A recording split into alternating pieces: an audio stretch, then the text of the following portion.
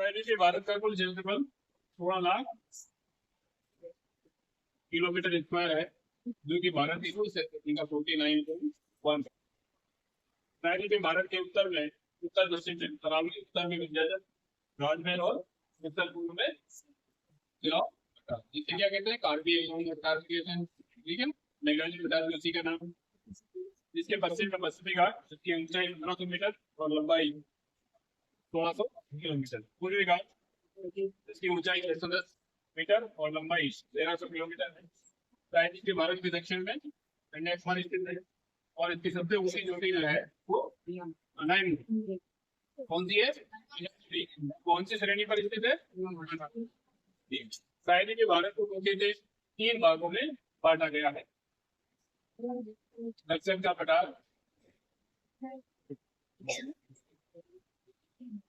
मध्य पठारी क्षेत्र और तीसरा है उत्तर पूर्वी प्रदेश। दक्षिणी जिस पठार के उत्तर में सतपुड़ा, महादेव और मेकाल श्रेणी स्थित है। महादेव और मेकाल श्रेणी को अलग करने वाला जो दर्रा है वो जबलपुर दर्रा है। कौन सा है? जबलपुर दर्रा है। तो महादेव और मेकाल श्रेणी को अलग करता है। महादेव की सबसे ऊंची चोटी जो है वो धूपगढ़ है। कौन सी है? धूपगढ़। ये महादेव की सबसे ऊंची चोटी 1350 मीटर है। तो इसके उत्तर में सतपुड़ा, महादेव और मेकाल, पश्चिम में पश्चिमी घाट स्थित है। क्या है? पश्चिमी घाट। पश्चिमी घाट को अलग अलग राज्यों में अलग अलग नामों से पुकारा जाता है, जैसे सिंहाद्री महाराष्ट्र में, सिंहाद्री महाराष्ट्र में, कर्नाटक और तमिलनाडु में, कर्नाटक और तमिलनाडु में नीलगिरी, ठीक है। इसका कुछ हिस्सा तमिलनाडु में भी है। अन्नामलाई और इलायची केरल के अंदर अन्नामलाई नाम से जाना, इसको पश्चिमी घाट। इसकी ऊंचाई कितनी है? 1500 मीटर, चौड़ाई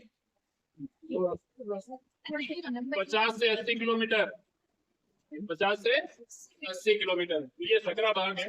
पूर्वी घाट चौड़ा, पश्चिमी घाट सकरा है। सिंहाद्री के अंदर ये दो दर्रे स्थित है, एक हालघाट, कौन सा? हालघाट, और एक है भोरघाट। हालघाट और भोरघाट। हालघाट जो है मुंबई को नासिक से जोड़ता है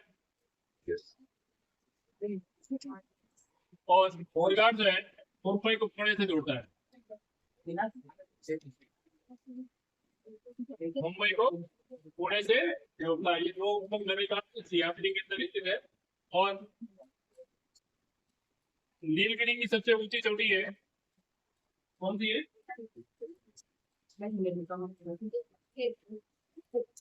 डोंडा बेटा, डोंडा बेटा।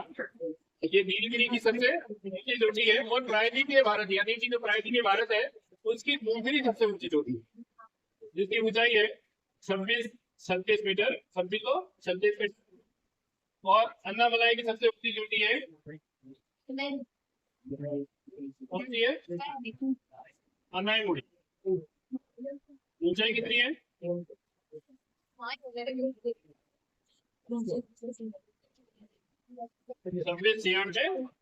96 मीटर। जो कहाँ पर है? अन्नामलाई श्रेणी में है।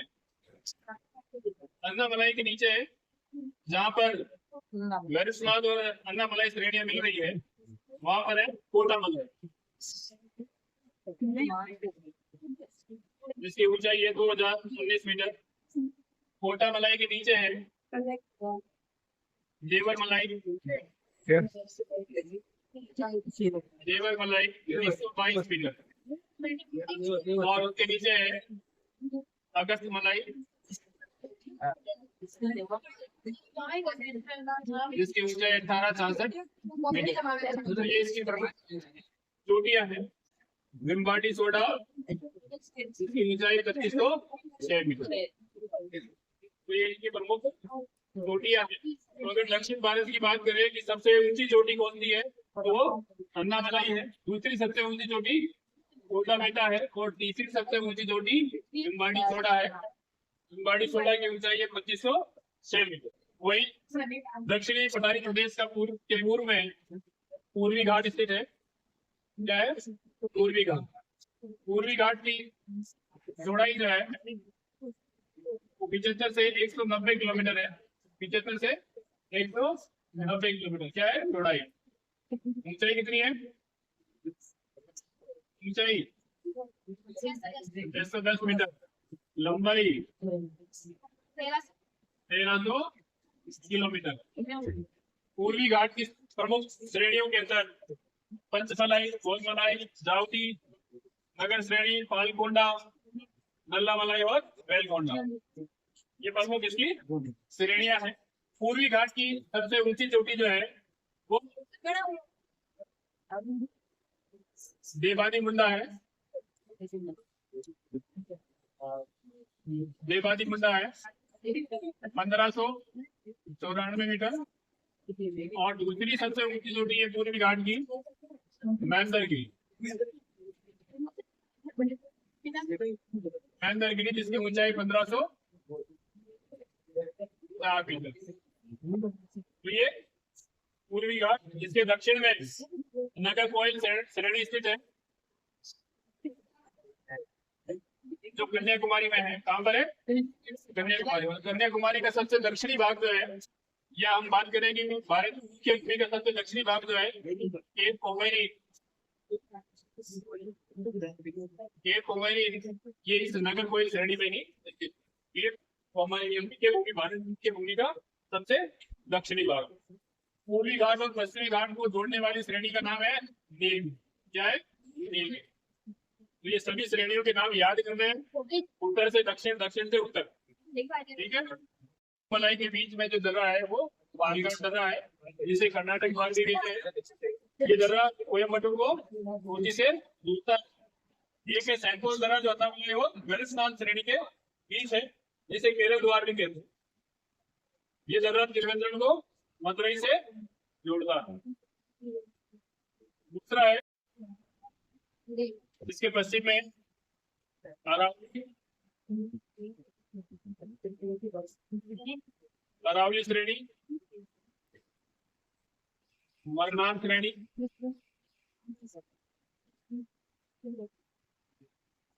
विंध्यन श्रेणी, कैमूर श्रेणी और राजमहल की श्रेणी स्थित है। इसके दक्षिण में सतपुड़ा, महादेव और बेकार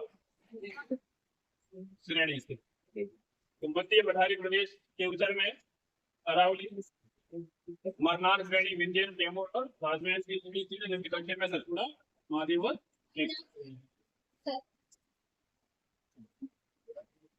इससे निकलने वाली जो नदियां हैं, सभी नदियां विंध्यन श्रेणी से निकलती है और गंगा की, यमुना नदी की सहायक नदियां होती है, गंगा में प्रवाहित होने में बंगाल की खाड़ी में गिरती। अरावली के दक्षिण में गिर श्रेणी है। कौन सी है? गिर श्रेणी है, इसे गिरनार भी कहते हैं। गिरनार श्रेणी। इस गिरनार श्रेणी पर है ना गिर अभ्यारण्य, ये राष्ट्रीय अभ्यारण्य। और यहाँ पर भी इस पठारी प्रदेश में भी कोयला, लोहा और संगमरमर पाया जाता है। और ये पठारी प्रदेश जैसलमेर तक स्थित है। कहाँ तक है? जैसलमेर तक स्थित। तीसरा है उत्तर पूर्वी पठारी प्रदेश। उत्तर पूर्वी पठारी प्रदेश, उत्तर पूर्व में यहाँ पर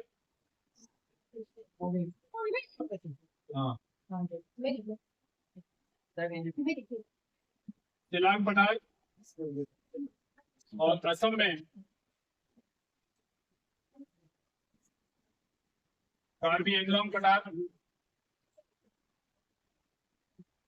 और ये मेघालय में मतलब मेघालय में शिलोंग पठार, कार्बी एंगलोंग पठार असम के अंदर है।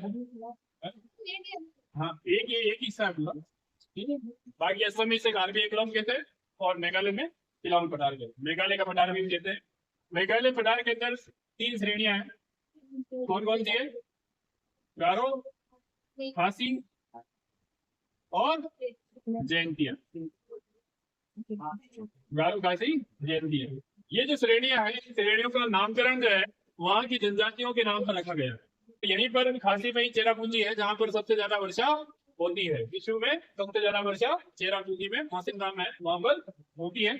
और ये जो चट्टाने हैं, ये नग्न चट्टाने हैं, मतलब इन पर वनस्पति का अभाव है। यही यहाँ पर भी कोयला, लोहा जैसे खनिज पाए जाते हैं। लोहा और कोयला जैसे खनिज पाए जाते हैं। ये मुख्यतः पहले प्राकृतिक भारत का हिस्सा था, लेकिन जब यूरेशियन प्लेट और भारतीय प्लेट आपस में टकराई थी तो उसका झुकाव जो है, आप देखोगे कि पश्चिमी घाट ऊंचा है, पूर्वी घाट नीचा है, इसकी ऊंचाई का इसकी ज्यादा है, तो इसका ढलान जो है वो पूर्व की ओर हुआ। पूर्व की ओर ढलान होने के कारण यहाँ से एक दर्रा बन गया, और दर्रे के कारण ये जो उत्तर पूर्वी पठारी प्रदेश है, ये प्रायद्वीपीय भारत से अलग हो गया, और इस दर्रे का नाम था मालदा दर्रा। मालदा दर्रा, जो भी जब दोनों प्लेटें आपस में टकराई, बीच में जो 35 सागर था, उस सागर का जल जो है वो इसी दर्रे से होते हुए बंगाल की खाड़ी में पहुंचा। ठीक है, तो इन दोनों को अलग करने वाला दर्रा कौन सा है? मालदा दर्रा। ठीक है, तो ये आपका प्रायद्वीपीय भारत, ठीक है, भारत के उत्तर पश्चिमी क्षेत्र में स्थित है। ये भारत के कुल क्षेत्रफल का 5.4% है। माना जाता है कि मेसोजोइक काल के अंदर यहाँ समुद्र के अवशेष थे। उसके बाद में जैसे जैसे भौतिक क्रिया और पवन क्रिया के कारण वहां शुष्कता की उत्पत्ति हुई और मरुस्थल का निर्माण हुआ। इसके प्रमाण जो है कि यहाँ समुद्र था, इसके प्रमाण जैसलमेर के अंदर आकन जीवाश्म पार्क, इसके ब्रह्मशर के अंदर इसके अवशेष प्राप्त हुए कि यहाँ पर पहले समुद्र हुआ करता था, लेकिन कालांतर में भौतिक अपरिचय की क्रिया के कारण यहाँ शुष्कता की उत्पत्ति हुई और मरुस्थल का निर्माण हुआ। ये मरुस्थलीय प्रदेश केवल भारत में ही नहीं है, पाकिस्तान में भी स्थित है। और यहाँ जो है वार्षिक वर्षा है 15 सेंटीमीटर होती है। कितनी होती है? 15 सेंटीमीटर वर्षा बहुत कम है अपने हाल में, इसलिए यहाँ शुष्कता की स्थिति पाई जाती है। और यहाँ पर टेम्परेचर ज्यादा होता है, वर्षा कम होती है। साथ ही वाष्पीकरण की क्रिया भी ज्यादा होती है, क्योंकि तापमान ज्यादा होता है तो वाष्पीकरण भी ज्यादा होता है, इसलिए यहाँ शुष्कता की स्थिति पाई जाती है। ये मरुस्थलीय प्रदेश भारत के अंदर पश्चिमी राजस्थान, उत्तर पश्चिमी गुजरात, दक्षिण पश्चिमी हरियाणा और दक्षिणी पंजाब में